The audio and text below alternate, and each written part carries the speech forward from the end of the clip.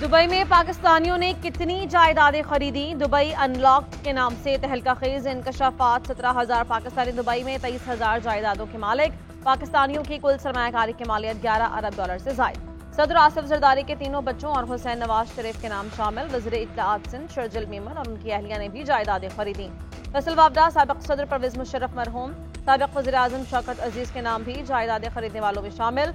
शेर अफजल मरवत, फरहत शहजादी की भी दुबई में जायदाद। प्रॉपर्टी लीक्स में 1 दर्जन से जायद रिटायर्ड सरकारी अफसरों, पुलिस चीफ, एक सफारतकार और एक साइंसदान का नाम भी शामिल। सिंध और बलोचिस्तान के 4 MNAs और 6 MPs ने भी दुबई में जायदादें खरीदी। सेनेटर फैसल वाबडा ने GNN के program news edge with Fariha Idrees में एक दिन पहले दुबई लीक्स आने का बता दिया था।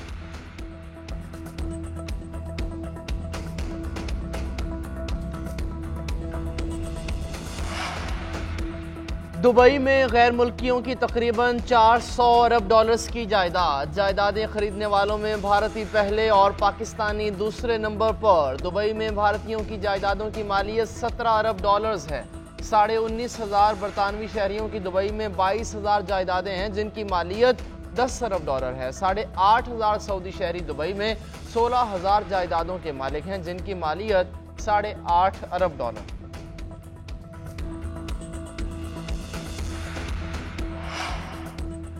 पनामा लीक्स का क्या हुआ जो अब प्रॉपर्टी लीक्स का रोला पड़ गया? नवाज शरीफ को पनामा में टारगेट किया गया। प्रॉपर्टी लीक्स में नया इंकशाफ किया है। वज़ीर दिफा ख्वाजा आसिफ का कहना है परवेज मुशर्रफ, शौकत अजीज, फैसल वाबडा समेत जो नाम सामने आए वो पहले भी थे और वो इनकारी भी नहीं थे। वारदात क्या हुई है कोई बताए। पुरानी डब्बा फिल्म का चरबा है। लगता है ये 2 नंबर फिल्म सिर्फ असल वारदातियों से तवज्जो हटाने का मंसूबा है और इसकी फंडिंग भी वही वारदातियां कर रहे हैं। काम जैसे जैसे करीब आ रहा है इस किस्म की बड़ी खबरें सामने आएंगी।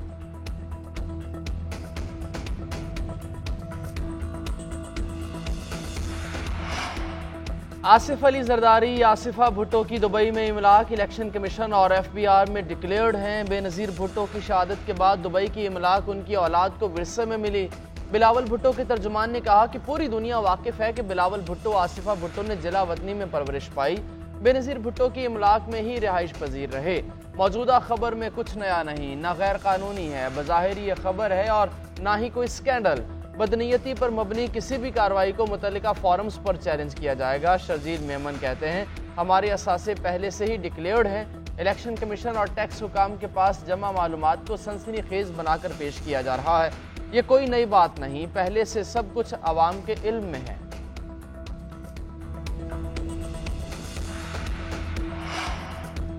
प्रॉपर्टी टैक्स प्रोपेगेंडा है, इसकी टाइमिंग बहुत अहम है। प्रॉपर्टी लीक्स भी वही पुरानी लीक्स का तसलसल है। PTI के किसी भी फर्द का दुबई लीक्स में जिक्र नहीं।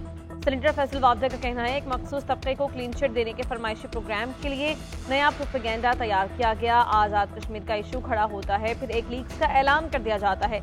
लीक्स आती है, फिर अदालती खत आ जाता है। मखसूस तबके को प्रॉपर्टी लीक्स में मनफी कर दिया गया। फहरिस्त में ऐसे लोगों के नाम हैं जो ईमानदार हैं। दुबई में मेरी प्रॉपर्टी डिक्लेयर्ड है।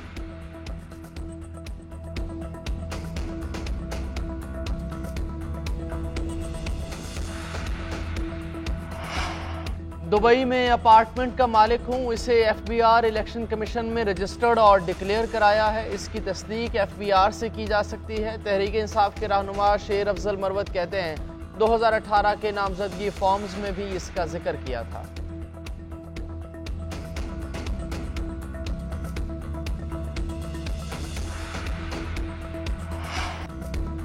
ऑडियो लीक्स केस में पैगाम मिला कि पीछे हट जाओ। जस्टिस बाबर सत्तार का chief justice Islamabad high court को खत लिखा। सिक्योरिटी एस्टैब्लिशमेंट के टॉप ऑफिशियल की तरफ से पीछे हटने का पैगाम दिया गया। पैगाम में कहा गया कि सर्विलेंस के तरीक़ाकार की स्क्रूटनी करने से दूर रहें। मैंने इस तरह के धमकी आमेज हरपे पर कोई तवज्जो नहीं दी। मैंने ये नहीं समझा कि इस तरह के पैगामात से इंसाफ के अमल को काफी नुकसान पहुंचने का खतरा है। बदनीयती पर मबनी मुहिम का फोकस अदालती कार्रवाई को मुतासिर करने का हरबा लगता है। ऑडियो लीक्स केस में खुफिया और तहकीकाती इदारों को अदालत ने नोटिस किए। ISI, IB, FIA, मुतल्लिका वजारतों, PTA को नोटिस जारी किए गए थे।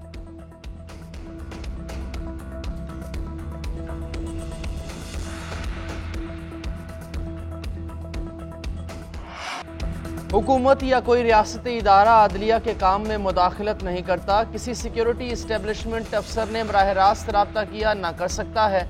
तासुर दिया जा रहा है। अदलिया और एग्जेक्टिव के दरमियान ताल्लुकात ख़राब हैं। अटॉर्नी जनरल पाकिस्तान मंसूर अवान की जस्टिस बाबर सत्तार के ख़त के हवाले से वजाहत। कहा, चीफ जस्टिस को लिखे गए ख़त का गलत मतलब लिया गया, कॉल किसी ने नहीं की। इन कैमरा समात का मुतालबा इन्होंने बावजह किया है। रियासत की कुछ हसास मालूमात होती हैं, हसास मालूमात के हवाले से अटॉर्नी जनरल या एडवोकेट जनरल राब्ता करते हैं। दरख्वास्त की गई थी कि सर्विलेंस से मुतालिक मामलात पर ब्रीफिंग इन कैमरा की जाए। बदकिस्मती से तासुर कुछ ऐसा लिया गया कि केस का फैसला किसी एक रुख पर कर दिया जाए, ऐसा नहीं था।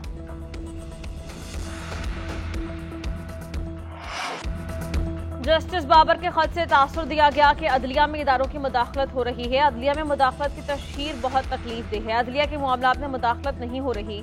6 जजेस के खत पर कमीशन इसलिए बनाया गया कि दूध का दूध और पानी का पानी हो। वज़ीर कानून आज़म नज़ीर तारड़ की न्यूज़ कॉन्फ्रेंस। कहा, अटॉर्नी जनरल ने इन कैमरा सेशन की तजवीज़ दी। अटॉर्नी जनरल के ऑफिस के जरिए जो भी कम्युनिकेशन होती है वो एक तयशुदा तरीक़ाकार है। ऐसी रिक्वेस्ट अदालतों ने हमेशा सुनी और सुननी भी चाहिए। वज़ीर इत्तलाआत अता तारड़ ने कहा, अगर किसी के पास दोहरी शहरियत है तो उसे डिक्लेयर करनी होती है। इस एक मामले पर कौमी सलामती पर सवालिया निशान नहीं उठाना चाहिए। कौमी सलामती के मामलात को खतूत के जरिए उजागर नहीं करना चाहिए।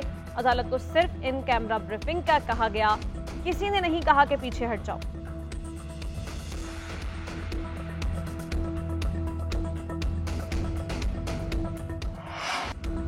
किसी में हिम्मत नहीं कि जज को अप्रोच करे। ज्यादा तशवीशनाक बात यह है कि जज की मालूमात लीक हुई। बड़ा आसान है कि वॉरफेयर है, मगर ये वॉरफेयर सिर्फ अदलिया के लिए क्यों है? जज के खिलाफ सोशल मीडिया मुहिम केस पर असरअंदाज और जज को प्रेशराइज कराने के लिए चलाई गई। जस्टिस मोहसिन अख्तर कियानी के जस्टिस बाबर सत्तार के खिलाफ सोशल मीडिया मुहिम पर तौहीन अदालत केस की समाअत के दौरान रिमार्क्स। कहा, जस्टिस बाबर सत्तार की फैमिली की ज़ाती मालूमात शेयर की गई। मुअज़्ज़िज़ जज के खिलाफ सोशल मीडिया पर मुहिम चलाई गई।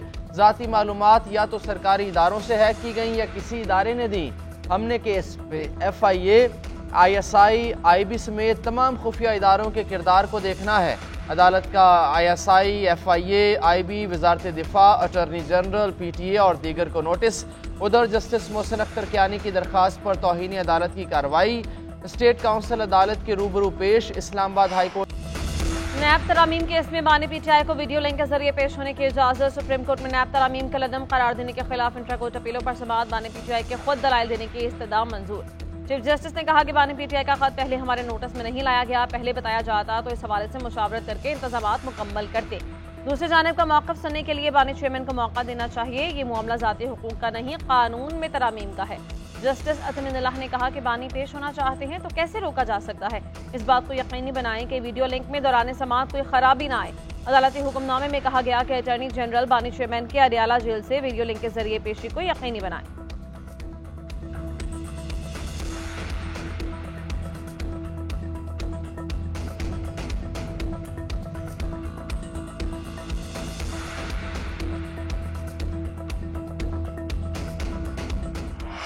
£190 मिलियन रेफरेंस में बानी PTI की जमानत की दरखास्त पर फैसला महफूज। स्पेशल प्रोसिक्यूटर अमजद परवेज ने मौक़िफ़ अपनाया कि रकम हुकूमत पाकिस्तान को आनी चाहिए थी। वो पैसा प्रॉपर्टी टाइकून को फ़ायदा पहुँचाने के लिए सुप्रीम कोर्ट के अकाउंट में भेजा गया। जस्टिस तारिक महमूद जहांगीरी ने रिमार्क्स दिए, आपके पास इसका कोई दस्तावेज नहीं, सारी ज़ुबानी बातें हैं। लतीफ़ खोसा ने मौक़िफ़ अपनाया कि बानी या बुशरा बीबी के अकाउंट में कोई रकम नहीं गई। नैब ने किसी मौके पर इस गवाह के बयान को अपने खिलाफ करार नहीं दिया। शहजाद अकबर का सारा कुछ बानी PTI के खाते में क्यों डाला जा रहा है?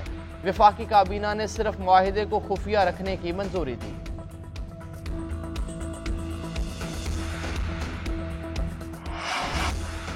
ख्वाजा आसिफ ने मेरे दादा और ख़ानदान का नाम लेकर गैर पार्लिमानी अल्फाज अदा किए। उन्होंने शायद तारीख दुरुस्त से नहीं पढ़ी। जो लोग मुख्तलिफ जमातों में रहे अब नून लीग का हिस्सा हैं।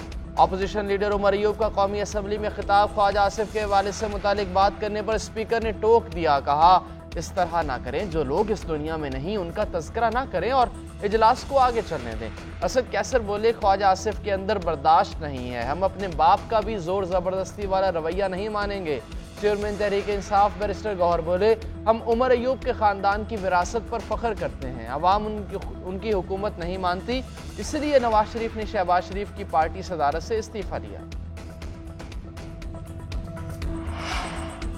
तहरीक इंसाफ ने इलेक्शन कमीशन को तमाम सवालात का जवाब जमा करा दिया। जवाब में कहा कि पीटीआई पर इंटर पार्टी इंतखाबात ना कराने की बात दुरुस्त नहीं। 9 जून 2022 और 23 नवंबर 2023 को पार्टी इंतखाबात करवाए। पीटीआई के खिलाफ सेक्शन 208A के तहत कार्रवाई नहीं बनती। इलेक्शन एक्ट में ऐसी कोई शख्स शामिल नहीं कि जमात का तंजीमी ढांचा खत्म हुआ है।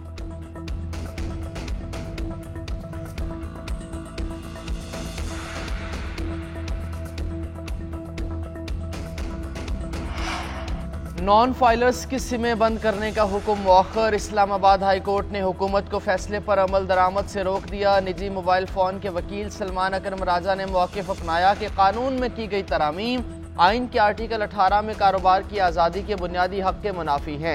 आइन में दिए गए बुनियादी हुकूक से मुतसादिम कोई कानून साजी नहीं हो सकती। मोबाइल फ़ोन कंपनीज की 5 लाख से ज़ायद सिम्स ब्लॉक होने की सूरत में सालाना 100 करोड़ रुपए का नुकसान होगा। हुकूमत कानून में तरमीम से लोगों की मोबाइल फ़ोन सिम्स ब्लॉक करने का इख्तियार हासिल नहीं कर सकती। सलमान अकरम राजा की दरख्वास्त पर वफाकी हुकूमत को नोटिस जारी। केस 27 मई को समाअत के लिए मुकर्रर कर दिया गया।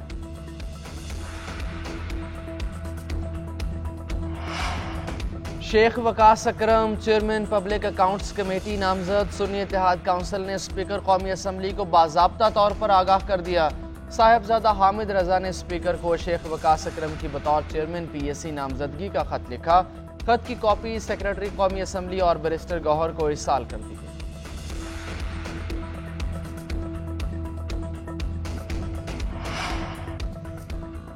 पंजाब हुकूमत हतक इज़्ज़त कानून लाने के लिए सूबाई असम्बली की खुसूसी कमेटी के कई अरकान का बिल के नुकात पर तहफ़्फ़ुज़ात का इजहार। इजलास में अपोजिशन का कोई रुकन शरीक न हुआ।